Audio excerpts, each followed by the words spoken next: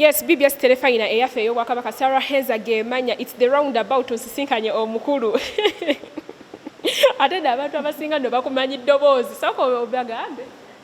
Yes, mu kaseera kano nga twolekedde ekyatwesa akawungezi koyo nagamba isola bayoboye VJ Junior the incredible Eva Chalimba never equal Dr. Tiamale Wambwa okyali fala. Naye omwana ono kakuleka ekyo ojja kuntuma erinnya lisitategeera amannya ago gajja bagotuma abantu. Naye nze ojja kumpa erisaana. Of course nja kuwa erikusaana aba oli mukyala mulungi. Bale omukulu twogere ku ensonga kati eriwo eyagudde ensisi mu film industry ate nga tulowooza industry egosinga okugitegeera ey'omukulu eyatuvudde ku maaso Chadwick Boseman y'ensonga leero Abannayuganda bali gye beebuuza nti nga mmwe bannange mmwe abakugu mu firimu omukulu ono osobola mwogerako ki? Kyensobola omwogerako Boseman ekisookera ddala bambi ku firimu naddala eyasinga omutumbula Black Panther firimu eyo yakola kyamaanyi era mu statements ze yali awa yali agezaako okunyonnyola ng'agamba nti maybe this is the time naffe abaddugavu neme kiteekamba firikawo laffe abaddugavu okubanga katusobola okukola firimu ne featuring n'ebeera y'amaanyi kubanga firimu ezo eza franchise ebiseera ebisinga zibadde zibeera nnyo mu bazungu osegeera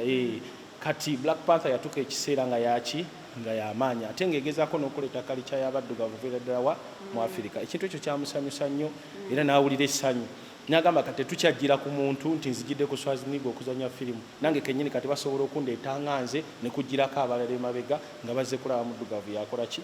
yakulembedde firimu. Omukulu ono omanyi mu Black Panther mwalimu abantu bangi abava mu East Africa in particular mwalimu Florence Kasumba mwalimu Lupita Nyong'o Chadwick Boseman abaddemu n'engeri gy'avamu kalandirako eno Uganda abantu bali bagamba munnayuganda.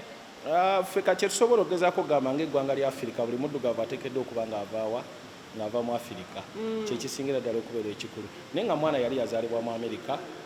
era ng'abadde akulidde mu Amerika ebintu ebyo n'ebisinga yabikolera mu ki mu Amerika. Tuyinza obutamwesonyiwa lwa nsonga ffenna Abafirika tuli kiki tuli kimu kyekisingira ddala okubeera ekikulu era tulina omubeerako lwa nsonga abadde muddugavu abadde munnaffe kitalo nnyo okuba ng'avudde mu bulamu bw'ensi eno. Siini ki Chadwick Boseman ye gy'azannya esi asinze okunyumira gy'olaba n'ogamba nti mbutuufu eno siini mu eno firimu?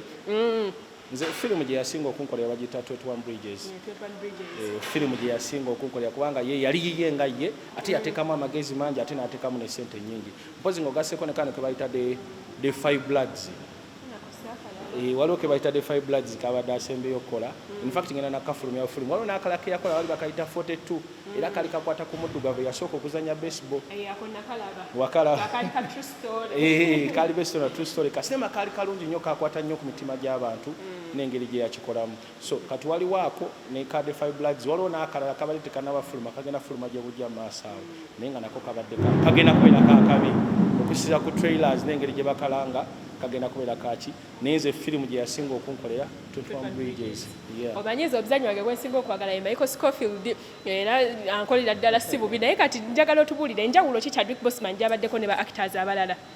njawulo ki gy'alina ku Michael Scofield ne Dakota Fanning oba n'omuzanyi wa firimu omulala gy'abadde ayawukana nabo? Gy'abadde ayawukana nabo nti abadde ayagala nnyo okukola ebintu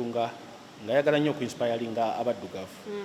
ng'ayagala nnyo okulaba nti kala y'omuddugavu ebaako weekola ki wetuuka kyovula yatuuka n'ekiseera n'agamba nti kati ngenda kubeera executive producer mu sinema ezimu nga nze nzeeteramu ssente zikole ki zifulume naye nga ekyakikola olw'ensonga ayagala kuinspiringa abaddugavu abalage nti now this is the time naffe tulina we tusobola okukola ki okutuuka sinema ebeereyo nga gw'otaddemu banno n'abalala bonna naye ng'ate oli mu ki ng'oli muddugavu in fact alina ne ka speech ke yakola recently mbadde n'akamala okakola nga ngenda kapostinga ku page yange yali annyonnyola essanyu lye yali afunye mu ekyo era ng'akyenyumirizaamu nnyo naye ng'akubiriza n'abaddugavu abasigadde ba Denzel Washington ba Samuel Jackson abakubiriza abagamba nti ke kaseera abaddugavu bakole ki baliidingeko mu industry eno. Twogere ku achievements z'ono omukulu achievements abadde akoze mu film industry ye nga ye. Achievements nyingi ekisookera ddala abadde alina private life osegera si ye muntu abadde ayagala ennyo okujaajamya life ye kyova olaba atuuse n'okufa ng'abantu tebamanyi kikikoze eki kimutta waliwo we yatuukira n'akugga abantu ne balowooza nti oba alina what was your reaction kubanga we posting ebifaananyi ne vidiyo ezo ng'akoze nnyo abantu baamuvuma what was your reaction nga tolaba abuze ne mu siini kyakuwa insight nti akaseera konna agenda perspective gye nalina nalowoozaamu nti oba osanga alina movie gyagenda okuzanya oba movie gyagenda okukola nga karakita ye emwetaagisa okuba nga alimu eyembera kuba twalabako yali 50 cent yali 50 cent yakikolako waliwo kafirimu ke yakola yali agenda kuzanya ku kansa n'akoga yenayina naggwawo nga bw'omusango olowooza muki so kati mundaba yange zinali ndowooza nti oba osanga alina karakita gyagenda okuzanya naye ngaemwetaagisa okuba ng'asazeemu kuki ng'asazeemu kweti jesobola kubanga abantu munnayo bamanyi babuukira nnyo ate social media yatujjira abantu tebasooka ku internalizinga kintu yatandikirawo kukola ki kubwatuka ng'ekyo tanaba nagezaako kitegeera. That's the problem we have, but for my case nali sobola mujajinga because ekisooka asobola ogezaako tegeera omulimu gwe yali akola ki gwe yali alimu. Kati twogere ku Black Panther nga firimu kubanga abantu abasinga Chadwick Boseman bamanyidde ku Black Panther. Black Panther olowooza yakola etya generally nga movie? Yakola bulungi because sales zaayo right now I can't recall but it was around 2 billion something like that. Yakolera ddala kyesobola okugamba nti Black Panther yakolera ddala bulungi ate ekisinga byonna concept yaayo yali nsonga nkulu naddala ku muddugavu balina however much balina culture gye bateekamu yali frictional but at the end bagezaako okuleeta okusembeza abaddugavu naddala nga bwe gambye mu firimu za franchise okisegeera naffe ne tubaako we tukola ki